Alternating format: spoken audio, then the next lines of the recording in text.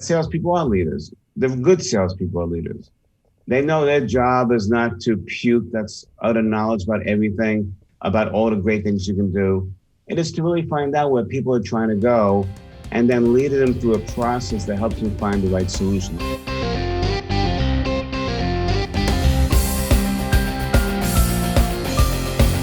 Let's get to tonight's guest, Ron. It's great to have you back. Ron is a sales and leadership expert and best-selling author. He's been doing this for close to 4 decades. He doesn't look it, but you'll hear his seichel, his brains, his life experience. You'll hear it. He is a global keynote speaker. His methodology, the velocity mindset, even just saying it gives you an adrenaline rush. The velocity mindset provides sales teams with modern approaches on how to capitalize more opportunities and close bigger deals in less time. Ron is the author of 5 best-selling books. His latest, what we're talking about, is soon to be released. We're talking about it. It's going to be released. And for all those tuning in, of course, it's going to be on in bookstores nationwide and on Amazon. It's called The Velocity Mindset. In the past, we've spoken about lead seller, get out of the way. I love that one. On tonight's edition, we will discuss the velocity mindset, understanding it, how to get hardwired into that. Another topic when we talk about is what holds leaders back from turning their vision into reality. How important is that? They have big visions, they have big ideas, but what happens to execution? We're going to talk about that. And what should leaders do to prepare as things open up and the economy, please God, roars back? With that intro, Ron Karr. Ron, thank you for joining me here on Mind Your Business. Thank you, Yitzchok. I got to take you on the road with me. What a great intro. Hey, listen, we first met in San Francisco. A special shout out to Big Jeffrey Hazlett. I saw you on stage there, and I'm like, I got to get this guy on my show. So, Ron, let's jump in. First of all, Mazel Tov, your book is coming out any day now, The Velocity Mindset. It's going to be in stores, right? Bookstores nationwide, yep. Amazon. Wherever they buy books or sell books, you can get it. The Velocity Mindset, How Leaders Eliminate Resistance, Gain Buy-in, and Achieve Better Results Faster by Ron Karr. Now, Ron, let's go right to the core, the crux. What does it mean? I mean, I love saying it, to have a velocity mindset. It gives an adrenaline rush. But what does it mean? What you intend to give over through this book, building a velocity mindset. When you hear the word velocity, Yitzchok, what's the first word that comes to your mind? Racing, move, go, pound, bang. Exactly. That's what most people feel.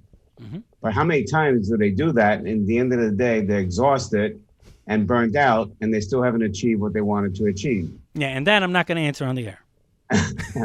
So if you look at the physics definition of velocity, it's speed with direction. Yeah. And that is the key. What is the direction? What's your purpose? What do you want to achieve in life? See, all too often what happens is that we're racing. We're racing to do our to-do list. We're racing to achieve all these things. But at the end of the day, you ask yourself, what did I really accomplish? And so what we have to do is we have to move from being task-oriented to being purpose-oriented. And it involves focus. So the first thing you have to ask is, where am I really heading? And is what I'm doing today going to help me get there? Now, Ron, where did this epiphany come from? What's the backstory when it hit you? Again, you've been in the field for nearly 4 decades. When did it hit you? Bam! Velocity. The velocity. Apparently, when we, after my presidency of the National Speakers Association was ended in June 2014, I had about 9 surgeries, most of them on my back. Half my back is fused. And when I was going through those painful surgeries, it was a very long recuperation period. And so you would sit there and you start thinking about, what did I really accomplish in my life, and so forth. And, I've accomplished a lot. I don't have anything to be ashamed about. But what I also started thinking about, as most people would, what did I not accomplish and why didn't I accomplish those? And it comes down to the fears that I have in life. It comes down to the concept of the stories that I created that weren't necessarily so. So when you look at the fears, when you look at the stories, when you look at what it takes to gain people to buy into things, the real question everybody has to ask individually is, what's stopping you from truly achieving the destiny that you want while you have this time on the earth? That's a tough question.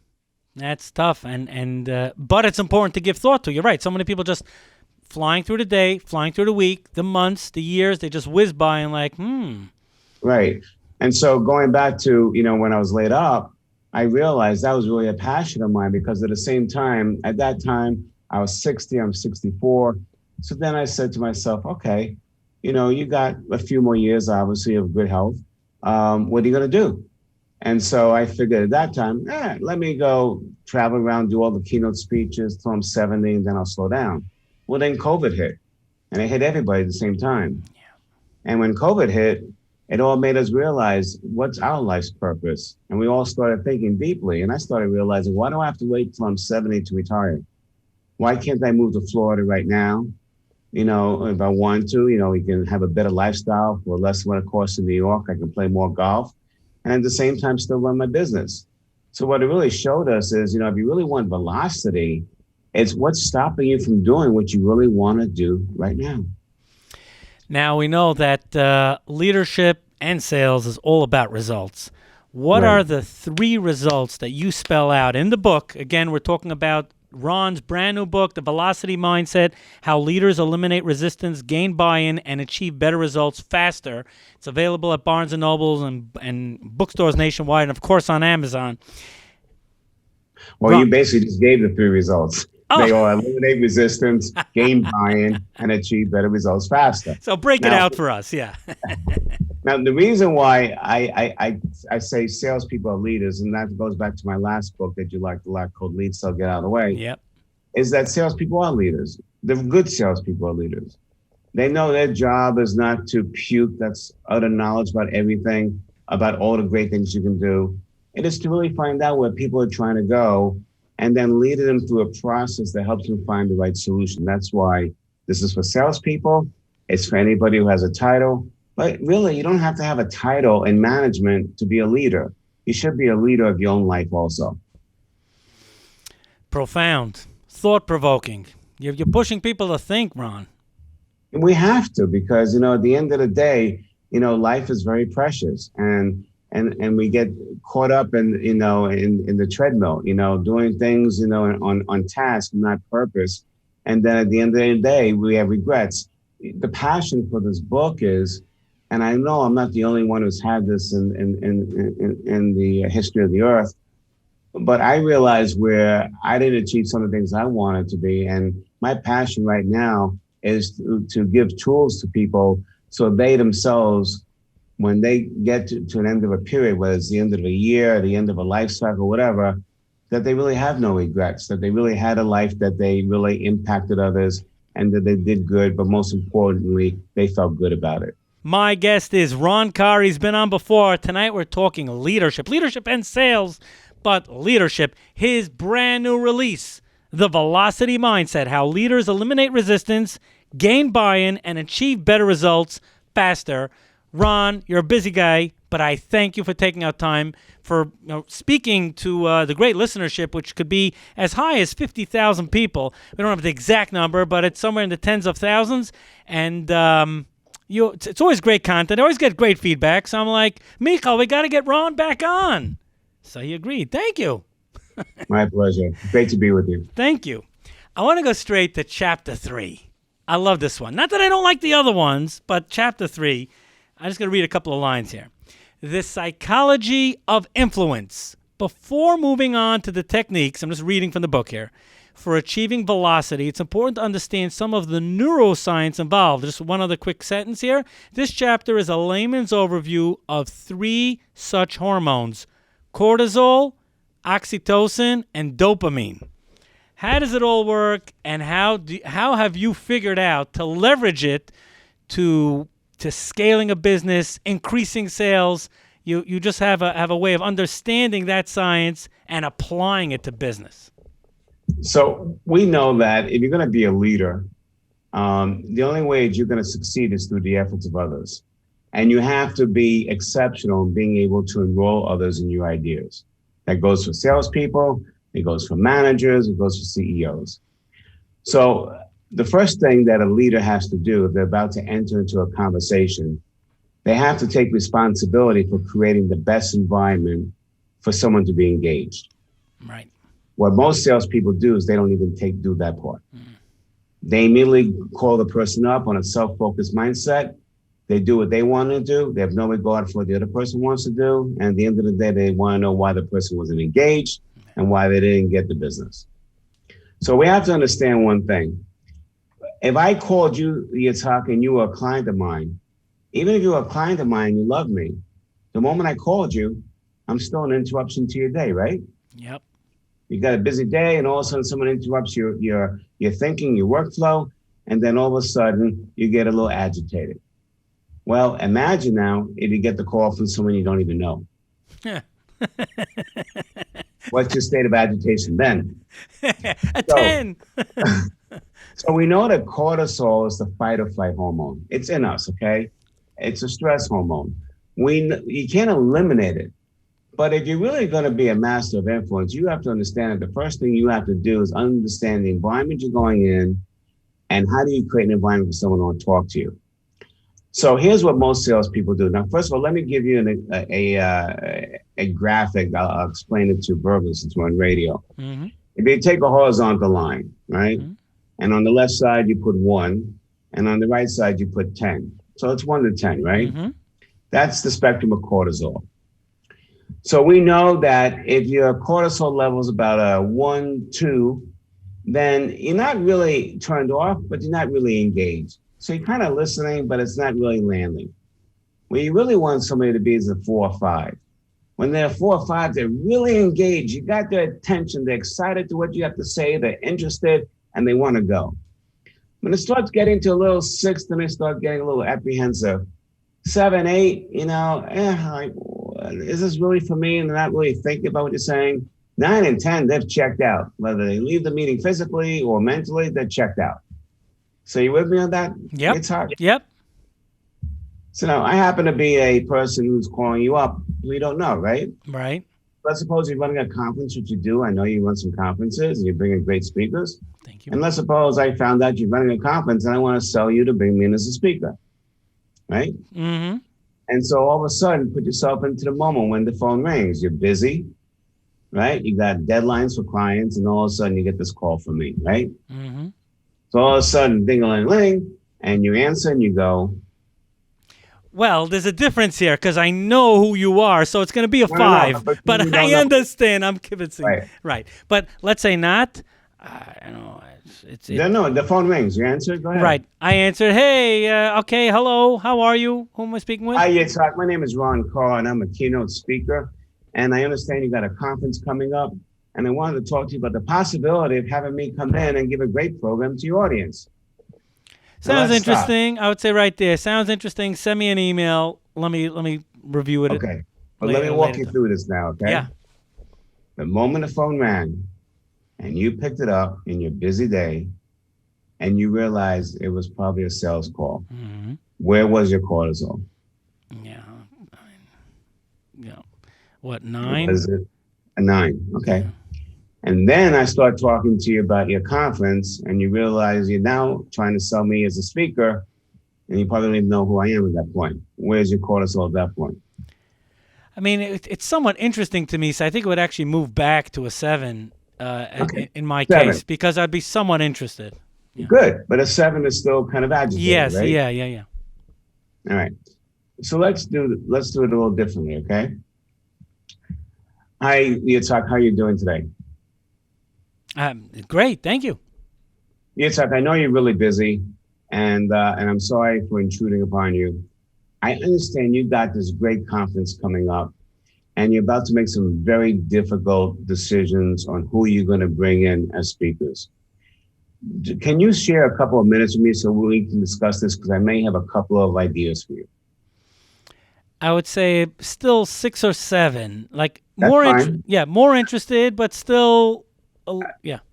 Yeah, so it came down a little bit, you're still there, right? Yeah. Yitzchok, tell me something. When the conference is over, what are the 3 things you want your audience to walk away with? I'm at a 4 or 5 now. Why? You're helping build results. Right, but I didn't even tell you what I could do yet. Right, but that engagement is going straight for the whole reason for doing the conference.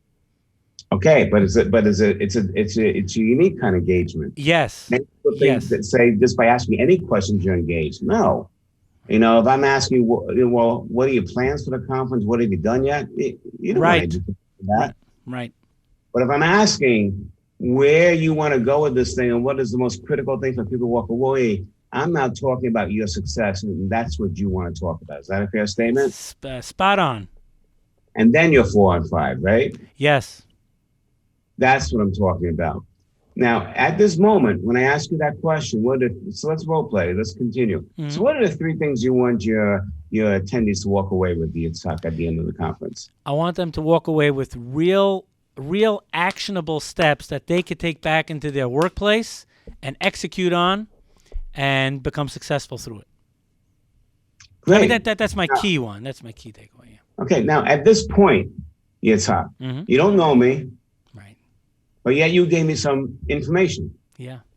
Would you have given me that information if I didn't build a little bit of trust with you? No. Who are you? Like, excuse me? Right. So that's what oxytocin is. Wow. Oxytocin is the love and trust hormone. And look, trust takes a while to develop, especially explicit trust. Right. But in order for anybody to give you any kind of information, they have to start building a little bit of trust. Otherwise, why would they open up to you? So what we did was we understood, just to summarize so far, that, hey, I'm a leader. I'm going to be an interruption to this person's day. I know his cortisol is going to be a little high. It's up to me to bring it down. So I make a real short introduction about, I understand you got a conference and it's really important. Can I ask you a couple questions, whatever you want to say.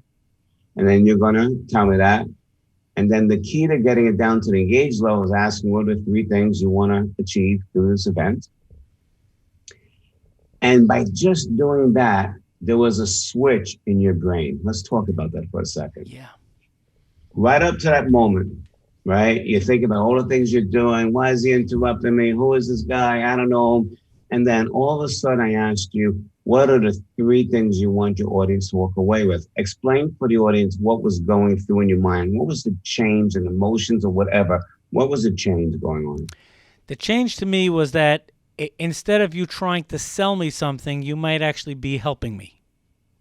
Okay. And so therefore you decided that, well, then I would share time. Right. I would gladly give up time because you were an asset, not a bother. An asset, and you also felt that I was there for you. Yeah. Yes. So therefore, you started creating a little iota of trust that allowed you to tell me a couple of the outcomes you were after. Correct. Where if I didn't do that, you wouldn't even give me that information. Yeah, I would say, let's just talk a different time, please. Right. Yeah. Now, dopamine is the feel-good hormone. And dopamine works with oxytocin. You can't have it without the trust, okay? So at that moment, when you said to yourself, he's asking me what will a great conference look like, and I'm giving it to him, did you start feeling better about this phone call? Yeah. Yeah. And that's the feel-good hormone, okay? So now you started even feeling better about it. So you start loosening up, and you're starting to enjoy the conversation, which has to happen for something to land if I want to talk about myself to you. Remember one thing, I'm a professional speaker, right? And we all have a saying. If you want to get paid, you better put humor in it. Now, the humor is for one reason, so people enjoy themselves, right? It's the feel good. It makes you feel good when you laugh. We're not making you laugh right now, but it's the same principle. You have to feel good about the conversation to stay engaged and want to participate. That's how those 3 hormones interact. Fascinating. The Psychology of Influence, Chapter 3. Wow, folks, we are talking with none other than Ron Karr. He wrote a number of books. Again, one of my favorite to date was Lead, Sell, or Get Out of the Way. Right, I know, Ron, you like it? You can still get that book, too. You can still get the book. It's on Amazon. His brand new release, The Velocity Mindset, How Leaders Eliminate Resistance, Gain Buy-in, and Achieve Better Results Faster, can be yours. Just go to Amazon And by the way, Ron, how can people find out more about you and your services? What's the website for that? They just go to velocitymindset.com. They'll learn more about the book, and then it's also part of our website, and they can see the rest of the services. Ron, it's always great having you on. There's something you touched on in a previous segment about the stories we tell ourselves. Can you elaborate on that? Sure. So when we talk about velocity, a lot of the book goes into what do we do inadvertently that creates drag or resistance on our velocity. And one of them is the stories we tell ourselves. So look, I was a son of a Holocaust survivor. It wasn't in the camps. He was caught and put in a Siberian camp for 2 years. And he had to leave his mother behind because she wouldn't go with him because she couldn't travel as freely. She didn't want to hold him down. When you go through something like that, it's very traumatic, right? And it kind of impacts you. And so there's been documentations how children of Holocaust sometimes have a tough childhood because they want to create such an environment that's much better than what they went through. But it turns out sometimes to be somewhat of an abusive relationship, strict relationship. And so I had a lot of fears that I grew up in lack of confidence and so forth. But one of the things that I found out in going through my own therapy, getting through and what happened, because I know he loved me. The realization that came to me was whatever someone does to you or says to you, we create a story as to what we think it meant.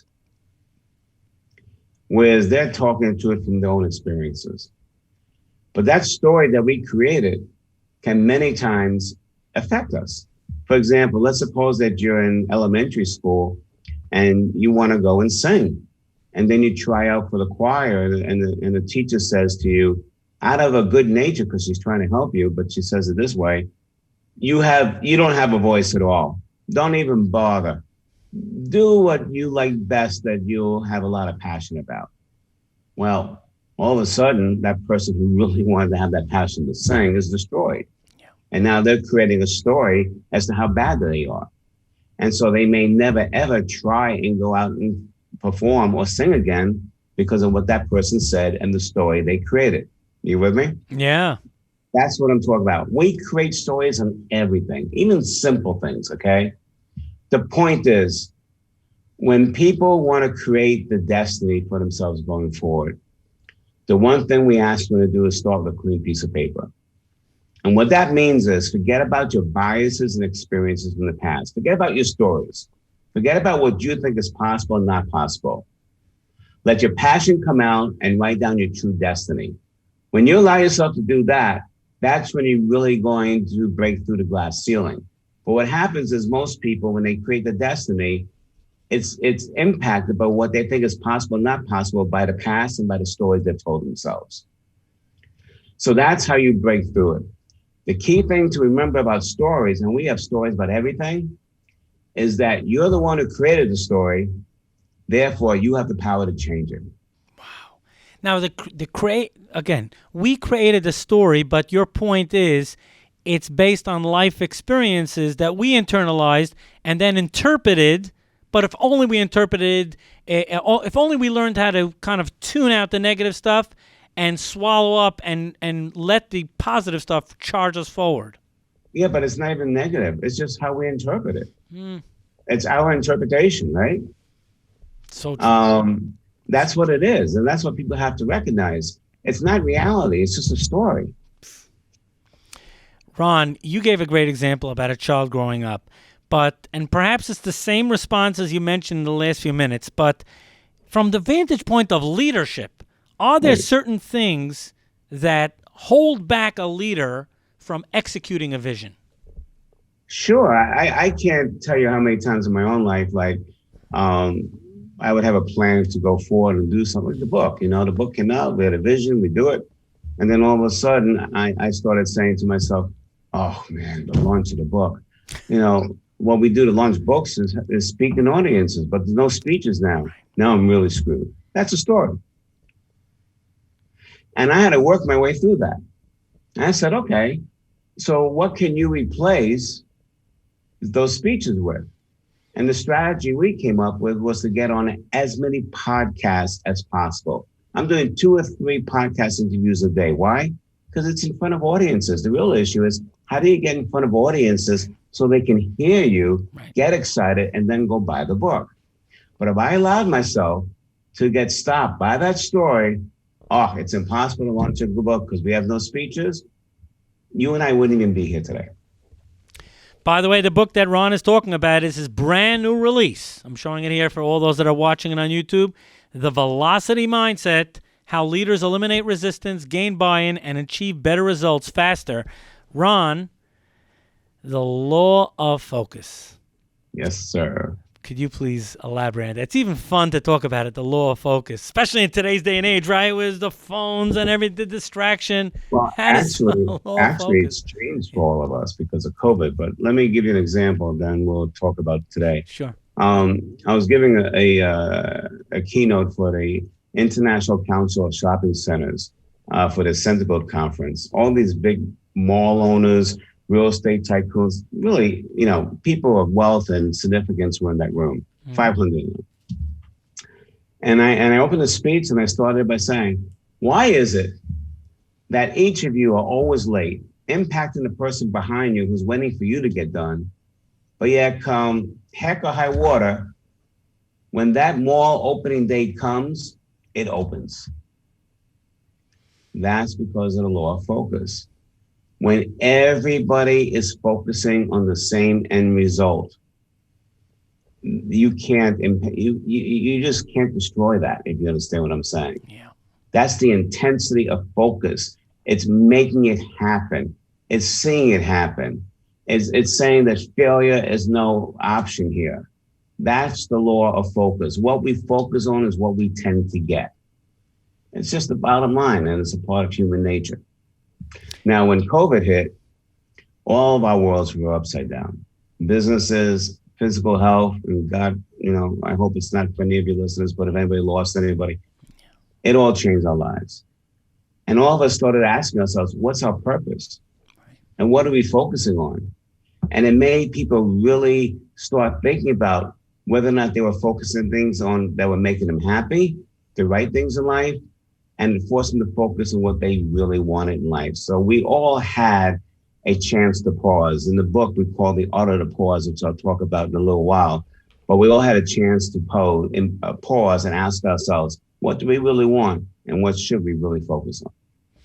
So, it's certainly I want to go. Now you have me intrigued over there. What is the art of the pause, and how does it affect velocity?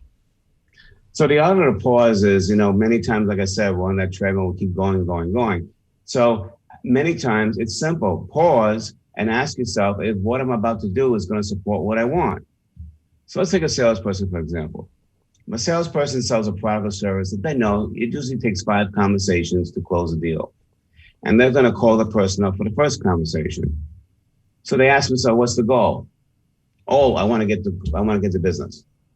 That's not an effective goal for the first call. Right. If you know it's going to take 5 calls. Right. So the art of the pause is to sit there before you dial that phone or visit them in person and say, what do I truly want to achieve on this first call? And if you know it's going to be 1 of 5, then maybe an appropriate goal would be to qualify whether or not this truly is a qualified prospect for me and to determine the next path forward. That's what the art of the pause does. It makes us think about, ground ourselves in the end result we want, and then to ask ourselves, what are we really doing to get there? Because if you don't do that, then you'll do things like the person who thinks it's to sell, and all you're going to do is talk all about yourself. You're not going to ask about what's important to them, where they're trying to go, and so forth. Now, Ron, from your storied career, you touched on something that everyone would love to hear about, and that is to qualify a prospect. What is your magic bullet, your tip on how to qualify a prospect? Well, I think to qualify a prospect, first of all, forget about yourself. Find out where they're trying to go. What are they trying to achieve? How do they want to achieve it? And from that information, you're going to determine whether or not it's in your sweet spot, whether it's going to be the right kind of account to go after. You also want to ask about the decision-making process. What are the top 3 things that they rate the deal on? What's number 1? So if you're trying to sell value and they say number one's price and that's all and it's going to be to the lowest bidder, then that may not be an account for you. So it's getting the information first. But in your mind, here's a good one. In your mind, it's you truly understanding what is the ideal customer for me. That's also part of the pause. Finding out who buys from me faster, who values what I have to sell. And am I concentrating on going after those people, or am I trying to sell to everybody? My guest is Ron Karr, and we're talking about his brand new release, The Velocity Mindset, How Leaders Eliminate Resistance, Gain Buy-in, and Achieve Better Results Faster. It's at bookstores nationwide and, of course, on Amazon. Brand new release. Ron, how can people find out more information about your services and to get in touch with you? Yeah, they just go to velocitymindset.com, or they can also go to ronkarr.com. But understand that Karr is spelled Karr, not Carr. My guest tonight is Ron Karr. We're talking about his brand new release, The Velocity Mindset, How Leaders Eliminate Resistance, Gain Buy-in, and Achieve Better Results Faster. This is kind of a must certainly for any leader and salesperson. By the way, Ron, who would you suggest are really the perfect target for this book? Which, I don't know, not really industries, but professions would you say this book is a must-read?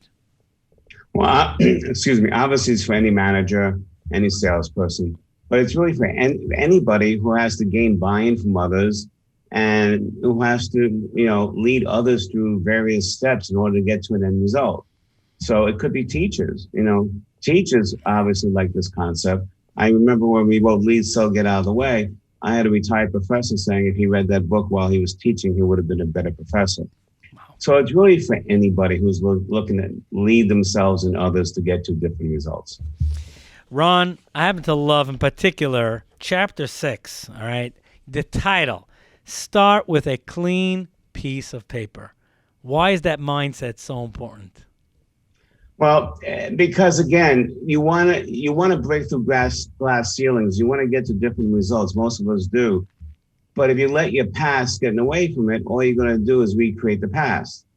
So starting with a clean piece of paper, again, is to forget about your biases and experiences from the past. Let your heart and passion come out and say, what is it that I truly want to do or develop or achieve? Let it be unfettered, because we'll do a great job if we don't do that by telling ourselves stories as to why it can't be. All right? So the first thing you do is find out what it is you want, and then you work your way backwards to find out what are the key things that have to happen to get there. For example, Yitzchok, if you're going on a plane trip, let's say you're going down to Miami and you go to Newark Airport or JFK, and you go to the pilot and you say, hey, where are we going? He says, I have no clue. Wherever the winds take us. Would you stay on that plane? Be quite concerned. No, but if he knows he's going to go to Miami, he starts in Miami first, and then he works his way to see what are the key waypoints we have to hit, and then he looks at all the things that create dragging resistance on his velocity, like storms and everything else, and he creates the best path forward. That's what we're talking about. Beautiful. By the way, what would the world look like if everyone had a velocity mindset? Well, incredible. And I always look at it like, what would the world look like if everybody acted like a leader and not a victim? Yeah. And I'll give you an example from my own story. One of my first sales jobs was selling copiers. Now, I think I shared it with you once before. I was working for Royal Business Machines, and they seduced me to come work for them in 1980, because at that time they had the brand new dry bond copier. Before then, it was liquid toner that would get all over your clothes and everything. This was the first dry bond copier, 15 copies, crisp copies. It was beautiful. And I said, well, what about the collate and everything else? No problem. They'll be down there in 6 months. Well, that stuff didn't come for 2 years, and I had the same slow machine that I still had to sell. So I go into offices and they say, well, can you do what the Xerox machine does on the third floor, the big one, and it can collate, slice and dice? And I go, no. And they say, well, when you can, come back. Well, after being kicked out a few times, I decided to have a board meeting with myself. I went to a diner. That's a simple explanation of the art of the pause again. And I asked myself, take out a clean piece of paper. What do I really want? I want to sell this great copier that it's going to help them in the communications. And I said, so are you having a communications conversation? And I realized I wasn't. So I realized I have to change the conversation. So the next call I went into, I met with an office manager, and she said, well, can you do everything that the machine on the third floor does? And I said, that's not the reason why I'm here. And she goes, well, why are you here? I said, well, would you agree with me that a copier is nothing more than a communication vehicle? And she said, yes. I said, so when it comes to copiers and communications, what are the three things you wish were different? She goes, oh, and all of a sudden that passion came out. For Sally on the first floor to make one single copy, she has to get up, walk to the staircase or elevator, tracks along the way. By the time she gets up to this third floor, it's a few minutes. Then she has to wait online behind all those big jobs just to get that one copy done. And by the time she gets back to her desk, it could be upwards of 2 hours. And I said, well, how often does that happen? And she said, try the equivalent of 2 full-time employees. I go, wow. I said, do you want those people back, that productivity? She goes, how? I said, well, it's simple. I'm not competing against Xerox on the third floor. I got your solution right here. A copier that's going to give you 15 copies a minute, clear, crisp, perfect for those jobs that only require 1 or 2 copies, and it will improve the productivity of your whole company. I even suggest you put 1 on every floor. Before you knew it, I started selling 3 at a time. Wow. You changed. You ran in a different race. Right, but it would never have happened, again, number one, if I didn't start a clean piece of paper. What do I really want to achieve? Yeah. Forget about what I think I can and can't do. That was part of the pause. That was the order of the pause when I took the time to do that. And because I did that, it led to the next question. Well, are your actions serving you well to get there? And the answer was no, because I'm trying to compete with somebody on the third floor, of which I can't.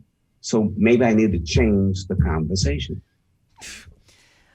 Ron, I mean, of course, I imagine the new release, the Velocity Mindset, is also going to be an ebook. Are you also are you doing the voiceover? Are you doing an Audible? Yes, it's all done. We went in, and I enjoy doing it because what it allows an author to do. Well, for me, it's easy because I'm a speaker, but it allowed me to emote with passion the words that were in the book. So it allows me to bring to life the concepts that you put on a piece of paper. This is great.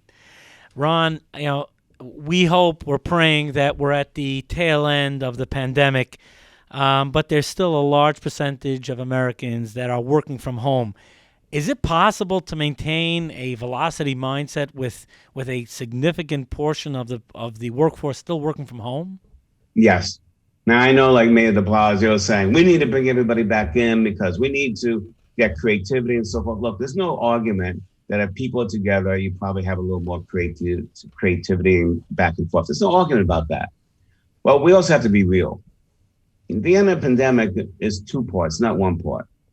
It's not only when the scientists say it's safe, you can go back. The other part is the human element. When are people really going to feel safe to go back? And so the one thing that I want everybody to think about, we make a big deal about this in the book, for any time, but especially now for the end of the pandemic, the one trait I want you to concentrate on is empathy. Empathy and engagement.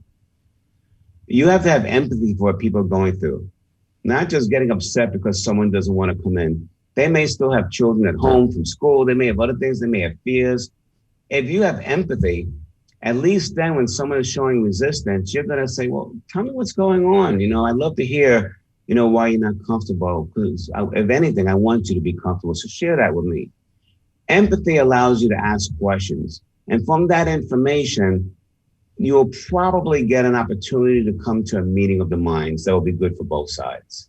But you have to have empathy, especially in a crisis situation. And you also have to have engagement when it's remote. And when we do Zoom like this, okay, and it's also on the radio, there's a little, I bring in engagement because I know it's important for the audience. How do I do it? I role played with you. Right. It's one thing to talk about concepts, but when they hear and see it being played out, it has a different impact. Yeah. So how do you engage people on Zoom? Just having them all up there with their pictures up there is not doing it. Right. Zoom has many characteristics that if you have the right package, You can do polls. You can do chat rooms. You can do breakout rooms. There's a whole host of ways to get creativity going remotely and also to gain engagement. The question is engagement and empathy at the top of the forefront of what you need to do in order to remotely lead an effective team? Now, Ron, I mean, let's, again, as we said before, we're praying that we're at the tail end of this pandemic. What should leaders do to prepare as things open up and the economy comes back to life? Well, like I said, the empathy is a big part because not everybody's going to come back with the same mindset as when they left, okay? So they may have some fears. The question you have to ask yourself is, what am I going to do to make the environment conducive? I know a lot of us are thinking about what am I going to do to make it safe for everybody to come in. But you also have to be maybe more flexible. Not everything is opening up at the same time. So there may have to be flexibility in hours, especially if the transportation system is not running at all hours or whatever. That's what we're talking about. But the one thing that you must do at the forefront of everything is map out what will success look like when we do reopen, and are the actions I'm taking going to support that? Ron, at the end of this amazing book, and of course we're talking about the Velocity Mindset, Ron's brand new book. It's available on Amazon and in stores nationwide, but of course easy just to go online and order it. Chapter 13, Communication, the Heart of Leadership. Could you please, talk about the all too important mandate that leaders have to master, and that is communication? Yeah. So one of the things I always tell my clients, over-communicate. There is no such thing as over-communicating too much. Give you an example. I coach a lot of clients, so I'm on annual retainers with companies. And I deal with the different executives in the company. And we had this meeting where one executive is sharing his thoughts on what he believes his area should be doing and the company should be doing. And the CEO said, well, I never heard that before.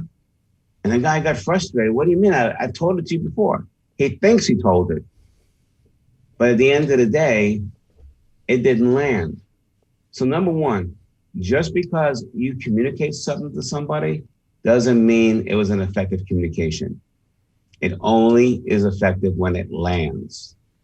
Now, the other part to that is when it lands with the intent for what you wanted it to have. Because many times our messages land in other people's brains, but then, as we discussed earlier, interpret and create their own stories as to what you think and what they think you meant. So you've got to make sure that it lands, and it lands with the intent of what you wanted to have. And so what that really means is you have to over communicate. Just because you said it once doesn't mean people remember it. So you got to do it over and over and over. Over communicate, concentrate on, is it landing, and is it landing with the right intent? One way to find that out is after you communicate it, say, hey, just out of curiosity, what's coming up for you right now? Because you're going to get the response to what you just said, and you'll know if it's landing with the intent you wanted it to have or not. So do you encourage, if let's say someone's giving over something and they're not sure if it was heard, what's your tip, what's your recommended advice so that it doesn't look condescending to turn to someone and then say, I want to make sure I gave it over correctly. You want to say it back? What do you have a recommended tip on that?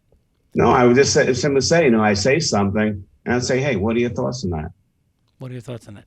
Yeah, well, the producer, Michal, was smiling as you were talking about that because that's one of my favorite words here, over-communicate. It really is.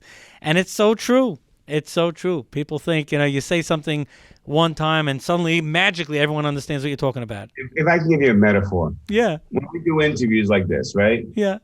Normally when I speak to someone on the phone, I'm going, hey, how you doing? Yeah, that's great. But now when I'm saying, hey, how you doing? You have to do it with much more emphasis because that's the energy and you need that to play out. Well, it's the same thing in over communicating. Add that extra oomph to the communication and take an interest whether or not it lands, and it lands with your intent. Most people don't even care if it lands with an intent. They're just satisfied that they had it and it's the other person's fault. Well, we have this very cool feature, cute feature, that we ask every guest to share a tip, a business tip, based on their initials. So RK, you've either an R or K or both. The floor is yours. R. Reality. Not your stories, but what are the facts in the reality? Not what you think they are, not what you wish they just were. We have to start living in reality, and part of that means understanding how other people are thinking. Let's stop being victims to our stories. It's our stories, for the most part, that create the drag and resistance on our velocity that prevent us from going as far as we want to go.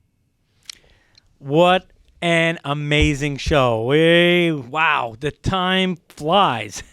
We're out of time, but you could pick up Ron's book at bookstores nationwide and, of course, on Amazon.